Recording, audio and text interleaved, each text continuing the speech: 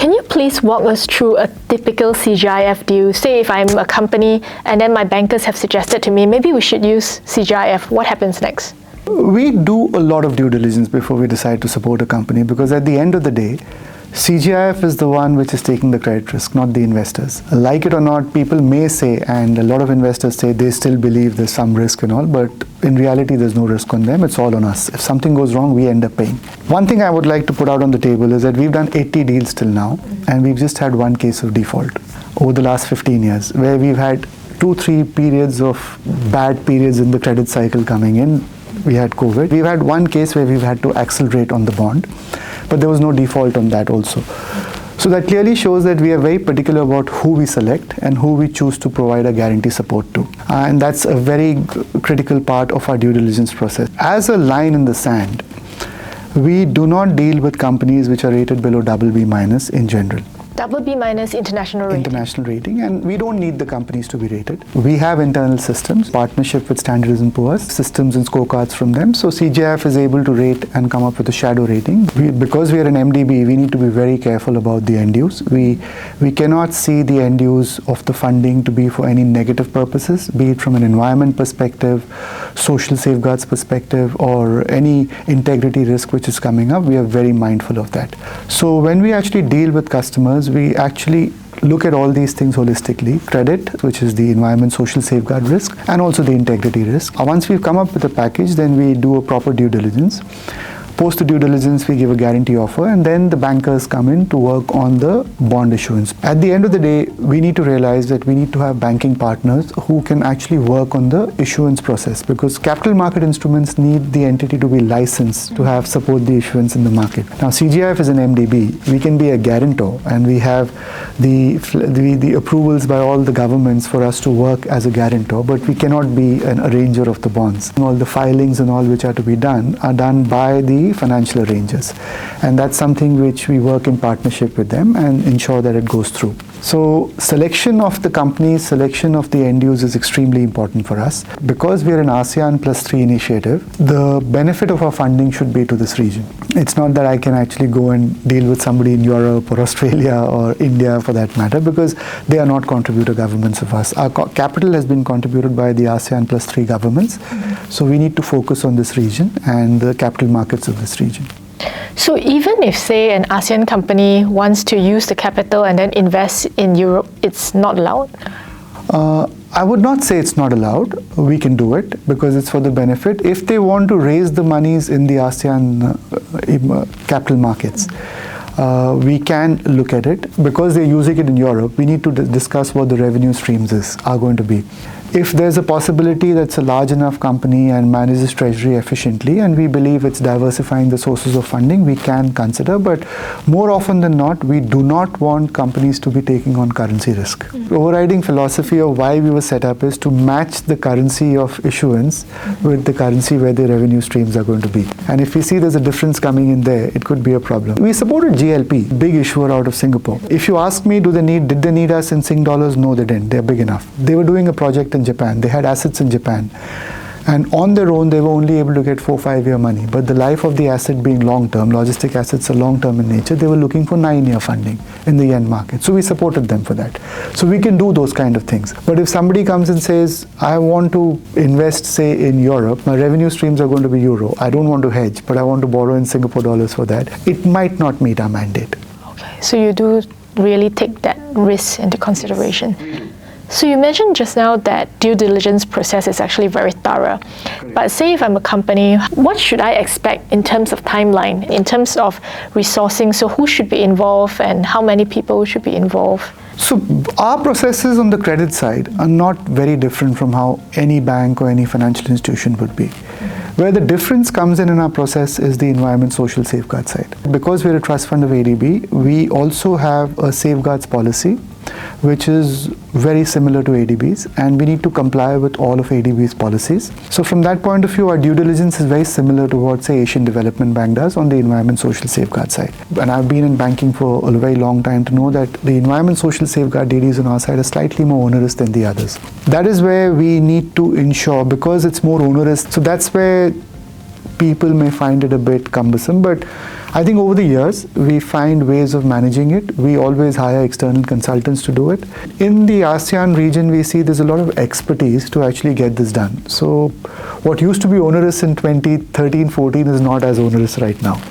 Especially here in Singapore, many companies have set up that function to look at this. Correct. And I think as more and more MDBs have been working in the region, and a lot of the development banks, they all follow IFC performance standards, ADB follows ADB standards, we follow almost ADB standards.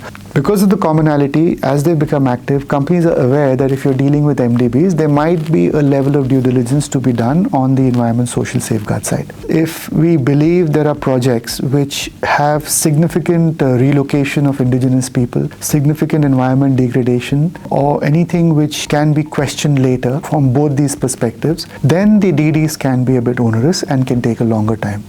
But then if you have projects which are set up in, say, industrial parks, or which are not being set up right in the middle of a forest or something like that, or there's no relocation of tribal population being done or local population being done, I think the DDs can be quite simple.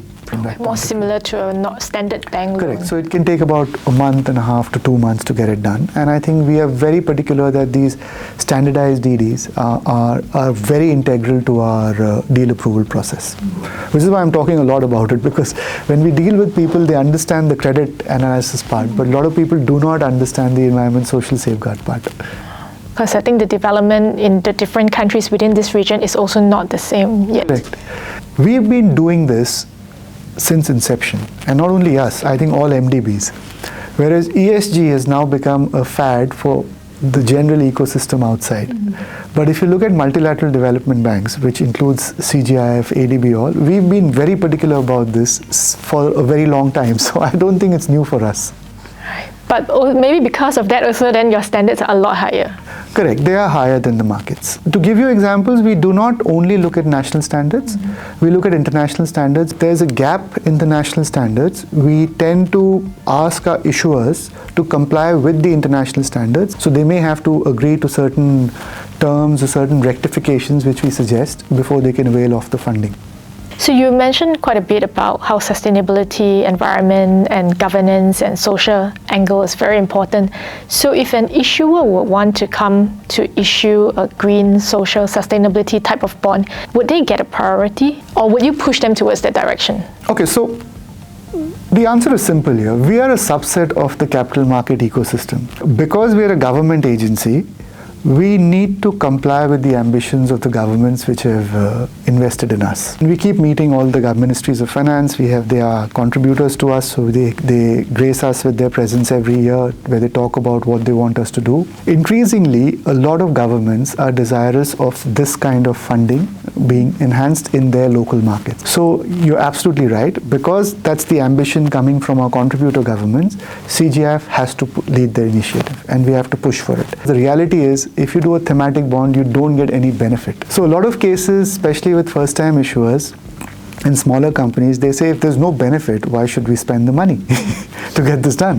Why should we spend resources to get this done? Because there are monitorings to be done on a regular basis. There are people who come in and opine on it. They will use management time. So we have been working with partners like, say, ADB and UNDP, UNSCAP and all that, and we've been forming partnerships where we provide rebates to companies for getting it done. So there is a distinct push from our side to show thematic bonds are increasing in the entire ASEAN region. Now, within that also, we have split the markets two ways. Is CGIF's intervention needed in Singapore? Yes, it is, but not as much, because Singapore has a lot of thematic bonds on its own. MAS supports it very strongly, and we very thank you for their support, because they give very good rebates to companies doing this kind of business. We've done a couple of deals this year. This year, yes, which are thematic. Sabana was a sustainability-linked bond. We've done First Street, which was 2 years back, which was a social bond in Singapore. We did Aperon, which was a green bond last year. So we've been doing it regularly, and a few of these deals, MAS has allowed the companies to avail of the rebate, despite being below the, I think they have a threshold of 200 million Sing dollars, but they allowed these companies to still apply it despite the deal being small. So we'd really like to thank them for the support. If you go across the border to countries like, say, even Cambodia, where the Security Exchange of Cambodia has SERC, they have formed a accelerator program with UNSCAP, CGIF, there's an entity called Guarantco, which is in a similar business as us, and GGGI, which is a Green Growth Institute. Together we formed an accelerator program under which we are providing rebates to companies desirous of issuing thematic bonds. We did the first deal under that recently in June for an SEZ, where the entire thematic bond certification process, which was handed over to Fitch, the payment, the analysis, the hand-holding of the issuer was done through this collaborative team of this accelerator program. So we have been working very hard towards promoting the ecosystem. Like I said, being a subset, and we need to mirror the ambitions of our contributor governments, so we will keep doing that. So the program means that issuer pays very little for... Issuer pays nothing. Oh, pays nothing. Oh, okay. Nothing.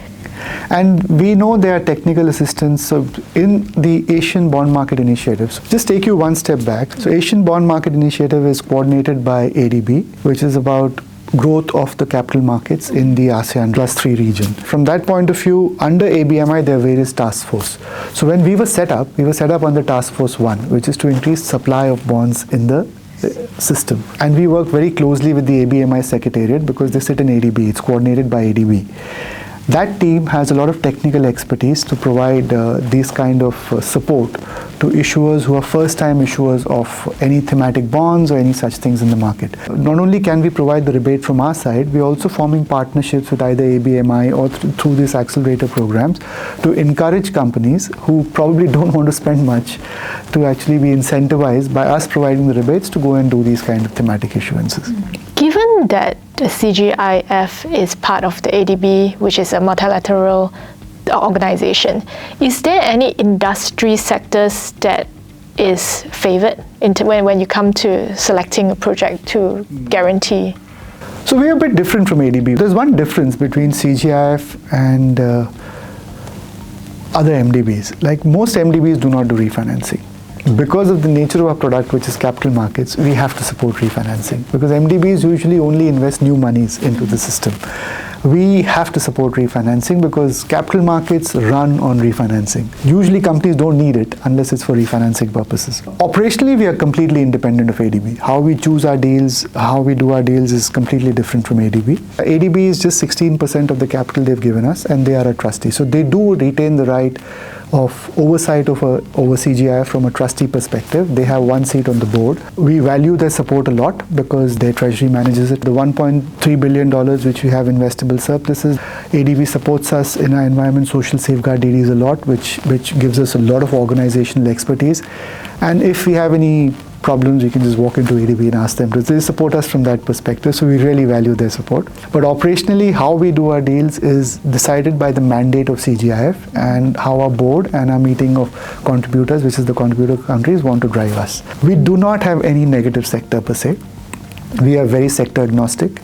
But if you look at our portfolio, pie chart, it's very colorful because we like to have a diversity of sectors coming in. One thing which needs to be kept in mind is that we are dealing in 13 countries. Effectively, it's 10 because China, Japan, Korea are a very small part of our business. So it's basically the 10 ASEAN countries and each country is different from the other. Real estate may be good in Singapore, or I'm not saying it's good, but may be good, or it may be good in Indonesia, but may not be good today in Vietnam or say Cambodia for that matter. So banking sector, say in the financial sector in Cambodia may be doing well 2 years back, but may not be doing as well today. But say if you look at banking sector in Indonesia, it's relatively stronger than what it was 2 years back. We cannot have clear sector guidelines because we need to adjust for each country's macroeconomic conditions. From that point of view, we keep adjusting that. We keep our ear close to the ground and we judge every deal on the basis of the individual strength of the deal. We also look at the balance sheet very closely. When a company comes to us, the first thing we look at is, do you need the money? What do you need the money for? Or you're just borrowing because it's nice to borrow cheap money through CGIF. So I think that's very essential for us to see. And then how do you support? So when we do our due diligence, we always try to see the company should be able to generate enough cash flows through their operations to be able to pay the bond back, which we supported. Because we know that our ability is not there to keep rolling over our guarantee risk.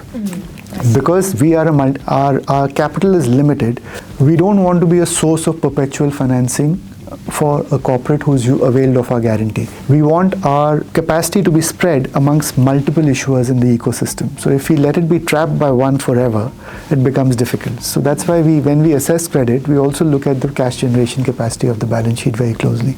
So as long as it is not part of a sector that contravenes ESG, correct, then you will look at it. So we can't do alcohol, we can't do tobacco, we can't do coal at this time. So anything which is leading to environment degradation, anything which is in a negative sector, we'll not look at. But otherwise, we don't have anything like you can't do real estate, can't do financial sector. We have nothing like that. I see.